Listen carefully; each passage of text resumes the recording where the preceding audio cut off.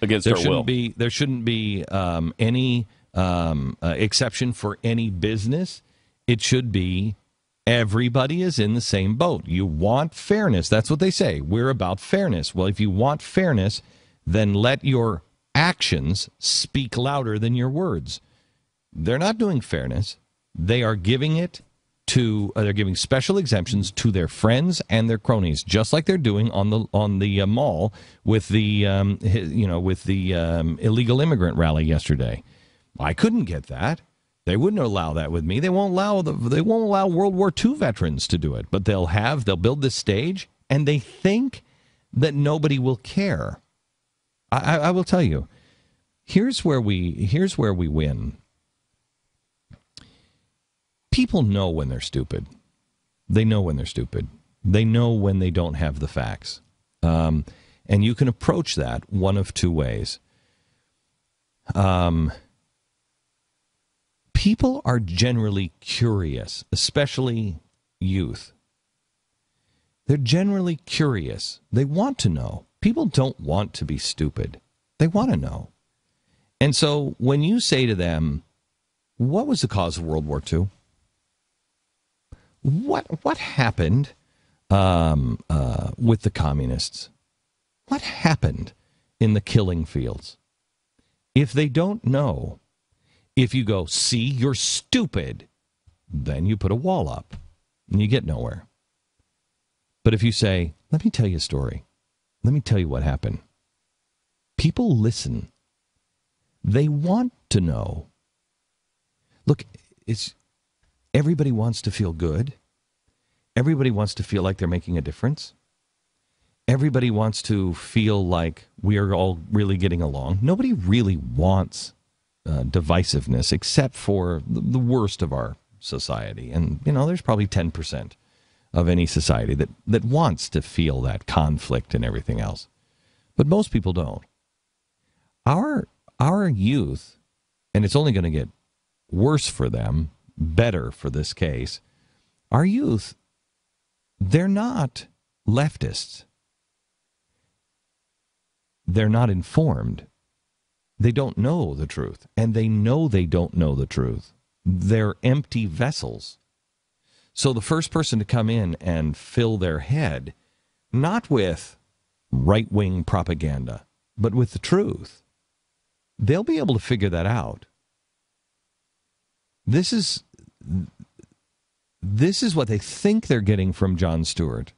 They think they're getting it because he's the only one packaging it in a way they understand. They understand entertainment packaging.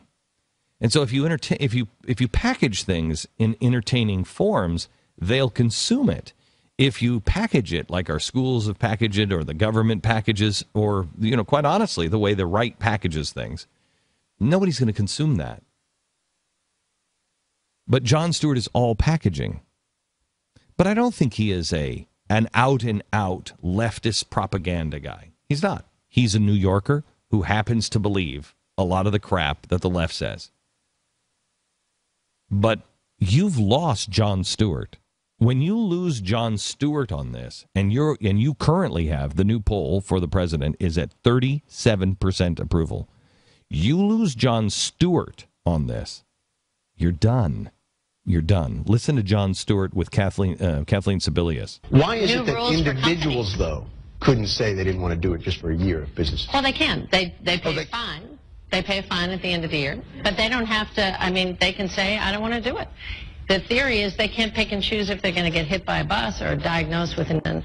For a lot of young folks, they're, one fall on the basketball court, one auto accident away from a lifetime of hospital bills they can't pay. So you're comparing being hit with a bus to getting on Obamacare? No. What she's saying that's pretty good. That's a pretty what she's good saying analogy. Is you're going to get fined. If you decide not to sign up, you're going to get fined. You can pick and choose, but you're going to get a fine because you cannot pick or choose if you're going to get hit by a bus. So if you get hit by a bus, you didn't sign up for Obamacare, so you're going to receive a fine because some people won't, some people won't. The response to that is, okay, well, corporations don't have to make that choice.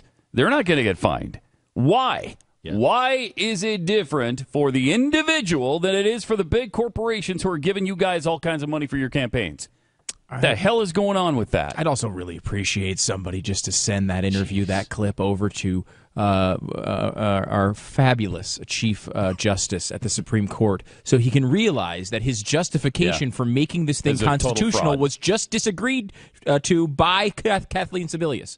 It is not a tax; it is a fine, as she just stated yet a freaking again. Yeah, and so has the president. I will never get over the president that. Over and over and over again. These guys ran this thing as it was a fine. They to try to get it passed. They got it passed. Then they argued it was a tax in the Supreme Court. They agreed with him and said it was a tax. Now they're saying it's a fine again. And we have to play what Stewart said shortly after she left. Yeah, I still don't understand why individuals have to sign and businesses don't. Because if the businesses, if she's saying, well, they get a delay because that doesn't matter anyway because they already give health care, then you think to yourself, well, it, then why do they have to sign up at all? But then I think to myself, like, well, maybe she's just lying to me? Just to me? Yes, she is Not lying just to you, though. She's lying to everybody. She's lying to everybody. And that's amazing. When you have Kathleen Sebelius leave, and then he goes on a rant and says, I think she's lying to me. And see, the way he presents it, though, is it's not bad that she was lying to him because I'm saying it in a real fun way. Yeah. So everybody can still be happy with Kathleen Sebelius, even though she's lying through her communist teeth. Right. Here's this audience great, that elected this guy and who empowered her, got this program passed, all sitting there giggling at the fact that they've been played by the people they voted for. Because he says it in a high-pitched voice, so it's okay. Congratulations, America. LifeLock